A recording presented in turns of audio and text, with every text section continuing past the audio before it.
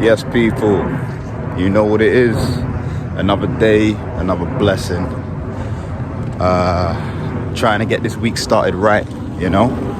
So I'm on my way to the gym. Today is leg day. Like I said, I like to get my legs in on a Monday and get that out the way because it's one of the toughest ones to do. It's one of the toughest to recover from. But I think today's going to be all right. There's a few exercises that, in truth, I'm not looking forward to. Walking lunges, never looking forward to those. But we'll get in there. We'll do what we need to do, and then crack on with the rest of the day. I'm going to see my sister a little bit later. So I've got three sisters. My middle sister, I'll protect their identity. They didn't ask to be on my vlog, but my middle sister, she's like, I would say she's almost like the historian of the family. Like if there's pictures or anything that documents the history of the family, she's got it. And recently she told me that she's got some pictures of my dad. And these are pictures I've probably either not seen or haven't seen for years. And since he died back in Feb, I guess some of these things have taken on new significance for me. And the idea of wanting to own and hold on to some of these things has come to the forefront. Because life is such an interesting thing, and death can be hard. It's something that we're all going to experience in some way, shape or form, and we're going to experience ourselves. But you remember in death that a life was lived. You know, this was a person who had talents and optimism and hopes and dreams in the same way that I've got mine right now. I'm on this journey that I'm on, but one day that journey will come to an end, and maybe someone will be looking at pictures of me remembering that I was a person that lived, and I think that's a special thing. So I'm gonna go this way because I've got a few more things to say before I knock off the recording, and it's gonna get loud on the main road. So I'm gonna go and collect some pictures, which will be nice. And then I've got just life admin and comedy admin to take care of.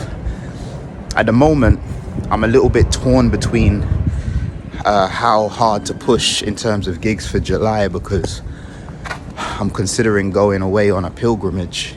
I'm not religious, but there's a pilgrimage known as the Camino de Santiago, the Compostela, and a friend of mine really encouraged me to do it. Whenever you're going through transition in your life, he said it's a really good thing to do, and I'd say that this is quite a transitional phase in my life, so I've been considering it. But that's why I'm not too sure how many gigs to apply for, how much work to do for July. I want to keep it a little bit free. But we'll see. But yeah, anyway, like I said, today, legs. So we're going to get in the gym. Going to do a leg workout. Going to finish off with some cardio. Had a good breakfast. The food is looking like it's going to be on point so far for the day. So yeah, let's get in there, let's get it done, and I know I'm gonna feel good about it afterwards, even though it is gonna be hard.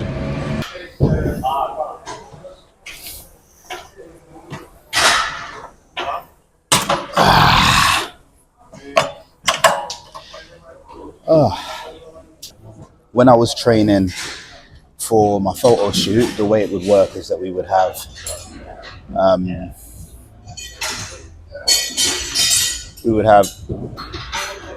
push 1, push 2, so 2 different push sessions, then pull 1, pull 2, 2 different pull sessions, and then leg 1, leg 2, so a variation on the leg sessions, and then 1 arm session. But mixed into all of that, obviously, like, you're working arms with a lot of the stuff that we do throughout those push and pull exercises, but so we would have a variation of all of those. And generally, like previously, what I was doing was I'd want to just come to the gym and I'd want to do upper body, lower body, full body, and just keep it really simple. But training with my cousin and him giving me this kind of new routine, it genuinely made training a bit more interesting every session that you do, because you're doing different exercises and muscles are getting attacked in different ways. So I've kind of stuck to that. The problem is trying to remember every single exercise and then making a note of the weight that you're operating with for every exercise and then progressing that. So that can be a bit tough, but either way, it's still really beneficial.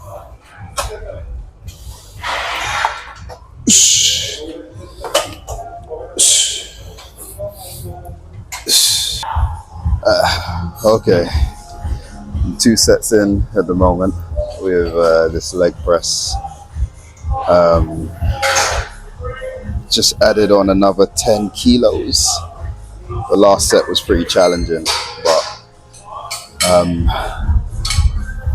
I'm gonna push for another 12 reps, and then after this we've got one more set. I can feel that like I haven't worked legs in like over a week, because even just after the leg extensions I could feel like the tightness and like that kind of lactic acid buildup had started. But we push on through. Let's go.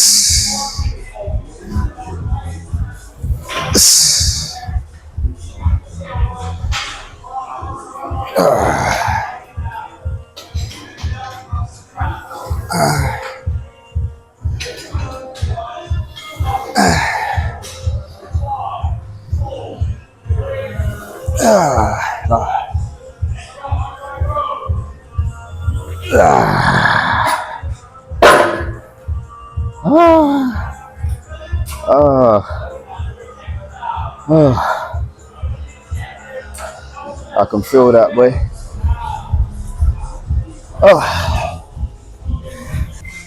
I feel like the gym is for everybody, but with that being said, the gym isn't for everybody. So what I mean by that is some people just do not like the idea of a gym, right?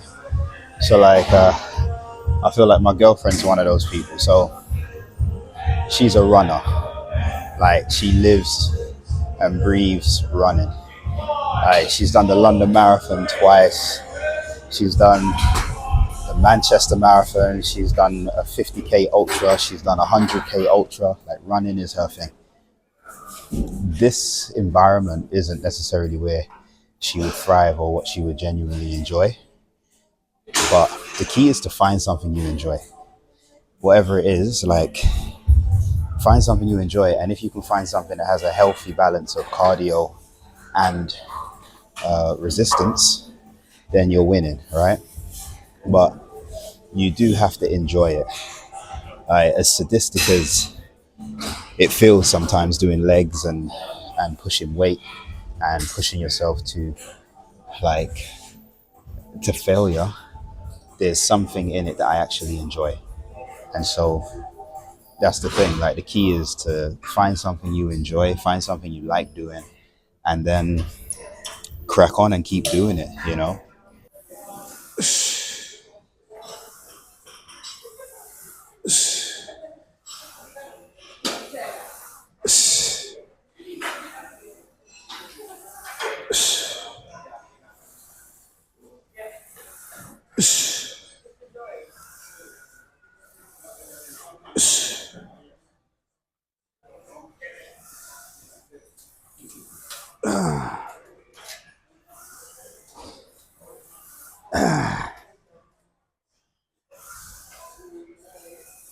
Yeah.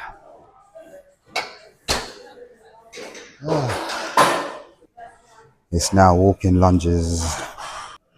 So I do 2 sets of these and go to failure. And failure is interesting because, so for example, with walking lunges, like I'll get to a stage where I think I failed, right? I think like I can't go anymore. And then you realize you can do one more.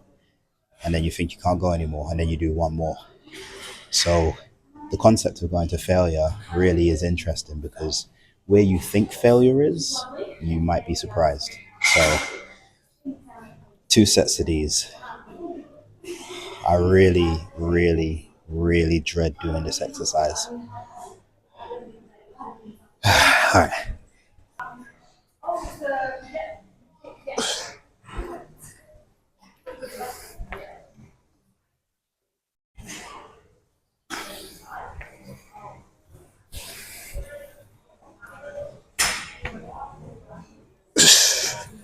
I thought was forward there.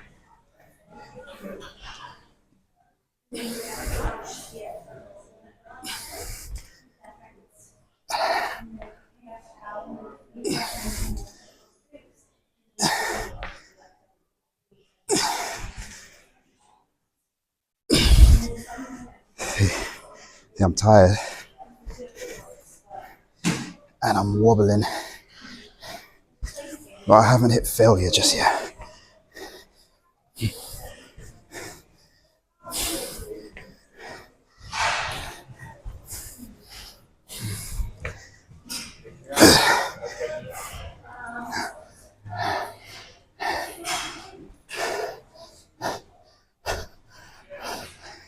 My form's going.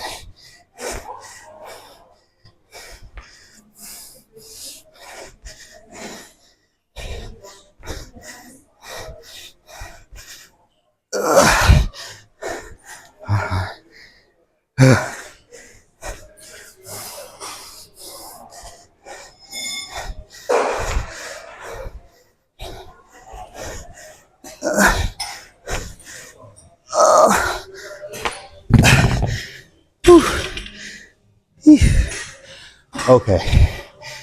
All right.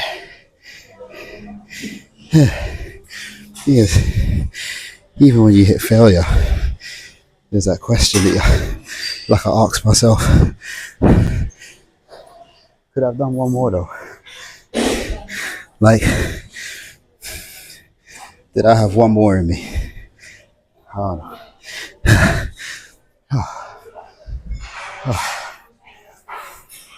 Alright, that's it. Leg session done.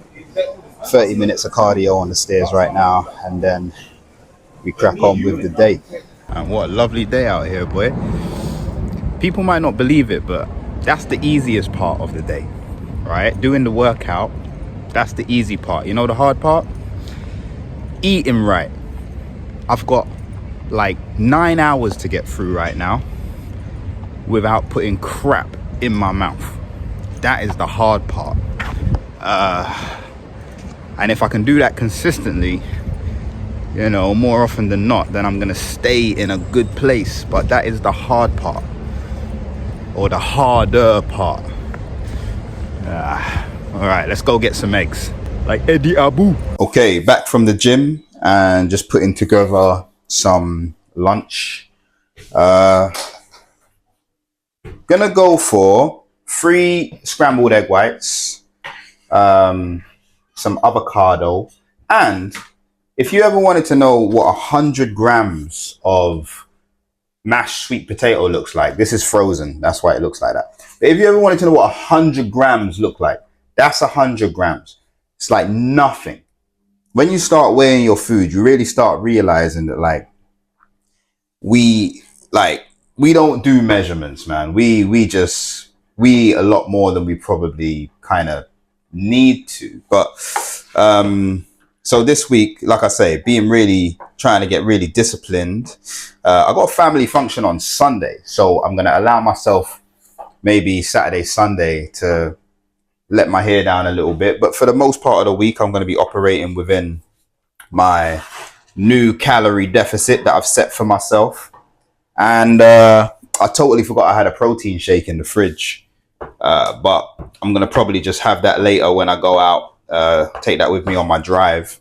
And for now, you know, you get to that stage when you want real food, like you want to actually feel yourself eating something.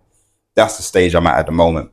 So scrambled egg whites, mashed potato, avocado. We got protein, we got carb, we got fat. What more do you need? Oh, and a coffee. I'll have a coffee with that. Thank you very much. Which is also a little bit of an appetite suppressant. So, you know, have that.